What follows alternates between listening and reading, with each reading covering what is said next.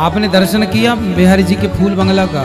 जब ठाकुर जी अभी जब मंदिर में प्रवेश करो तो अंदर पूरा पुष्पों से सजावट होती है, पुष्पों से सजा होता है, उसे फूल बंगला कहते हैं। ठाकुर जी के लिए श्रृंगार, ये सारी सेवाएं जितना भी होता है ये भक्त इस भाव से करता है कि हम ठाकुर जी के लिए करें, जो करें भगवान जी के लिए करें।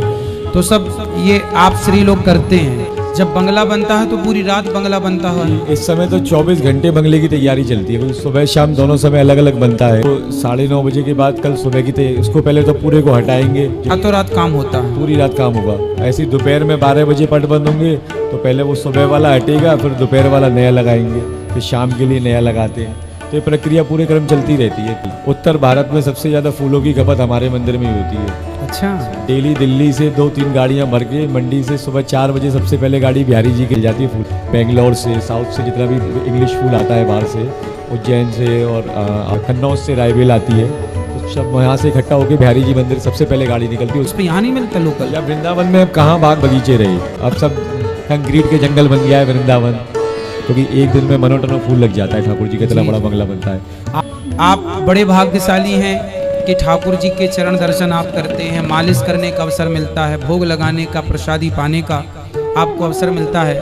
आप अपने आप को परम भाग्यशाली समझते हैं। एक जन्म से नहीं मिलता ऐसा सौभाग्य। सही, एक जन्म के पुण्य में इतना बल नहीं है। नहीं है तो कितने हजारों के पुण्य होंगे हमारे पिछले जन्म के जो हमें सौभाग्य मिला ठाकुर जी की सेवा का।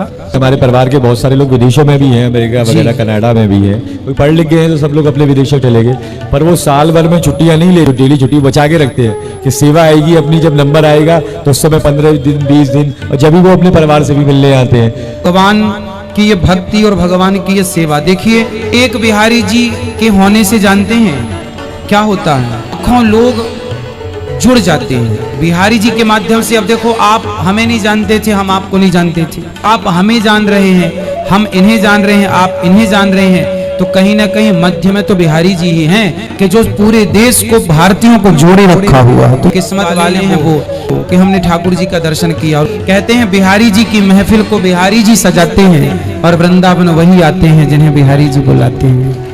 ये तो बुलावा जाएगा तो कोई आएगा, इसलिए आप परम भाग्यशाली हैं। तो स्वामी जी का आज हम लोगों ने दर्शन किया। कैसा लगा आपको ये सब जान के, ये सब सुन के? अच्छा लगा आप सबको? अच्छा, ठाकुर जी को जब आप स्नान कराते हैं या मालिश करते हैं तो उनका स्पर्श करने में क्या अनुभूति होती है आपको? देखिए, ठाकुर जी ऐसे हैं, वो भाव के भूखे, हमारा लाला।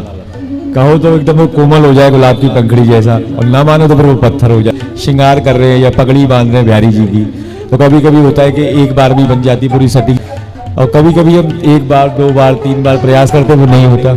फिर हम लाला से कहते, लाला भैया कहाँ गलती है गई हमसे, हमें क्षमा कर दे। कभी कोई पुजारी जब बिहारी जी का श्रृंगार करता है तो वो सोच के नहीं आता कि आज मैं बिहारी जी को जाके सखी बनाऊंगा, कि आज श्री हरि के रूप में बनाऊंगा, कि राम जी की झांकी नहीं बनाऊंगा। हम तो बस सजाते जाते हैं, वो जैसे सजते जाते हैं उनकी इच्छा से सत्कार होता है। भाव रूप में हम सेवा करते हैं, लाड़ लाते हैं। जैसे बालक को रिझाते हैं कि बोले आज तो ये मेरी गोद में ना आ रहा, मुझसे गुस्सा हो गया है, आज तो भैया तू ही लेके चले इसको, तो उसी रूप में हम करते हैं।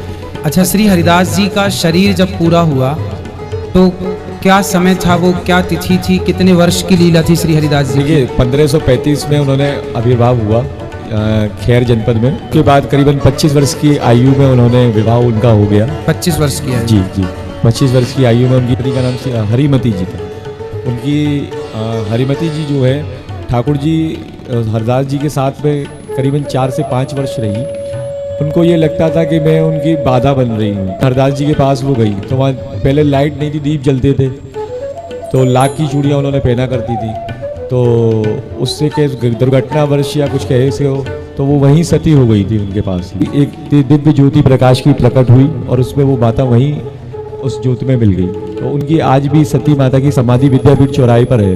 समाज में जब भी कोई उत्सव होता है या होता है तो हम लोग की सब माताएं बहनें जाती हैं वहाँ उत्सव से, सब विशेष पूजा अर्चना वहाँ करती हैं। तो वो हमें लाख की चूड़ी या चूड़ा कोई भी महिला नहीं पहनती हमारे गोस्वामी समाज में। हर माता जी चली पधार गई तो उसके बाद ठाकुर जी का वैराग्य और जागृत हो गया। वैराग्य तो उनमें था और वो जागृत हो गया। तो पिताजी की आज्ञा लेके वृंदावन की ओर उन्होंने प्रस्थान किया हरदास जी ने। तो सब उनके भक्त रूप में बोले जहाँ तुम जाओगे मैं वहाँ जाऊँगा। उन्होंने सबको समझाया कि भाई मैं वृंदावन तो देखो एक सघन जंगल है। उसके बाद सब लोग वहीं रुक गए। केवल उनका भतीजा जो था बोला मैं तो आपकी परछाई हूँ, विट्ठल बेपुल जी। वो उनके साथ हो लिए। दोनों मिलके आके यमुना किनारे जहाँ निधिवन है वहीं उन्होंने अपनी कुटिया बनाई और वहीं से उन्होंने अपनी भक्ति की अलग ऐसी जगह कि पूरे ब्रज मंडल को चारों तरफ से उन्होंने वहीं से शुरुआत करी ठाकुर जी का अलग जगह। और वहीं लास्ट में उन्होंने सन 1640 में वहीं जीवित समाधि ली निधिवन में। जीवित समाधि स्वामी हरदास 1640 1535 में जन्म।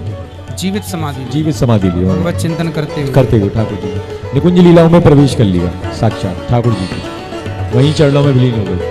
कहते हैं ना कि हमें चरणों में भक्ति दो, ठाकुर जी की हमें तो भक्ति चाहिए, तो वो ठाकुर जी ने उनको प्रदान की।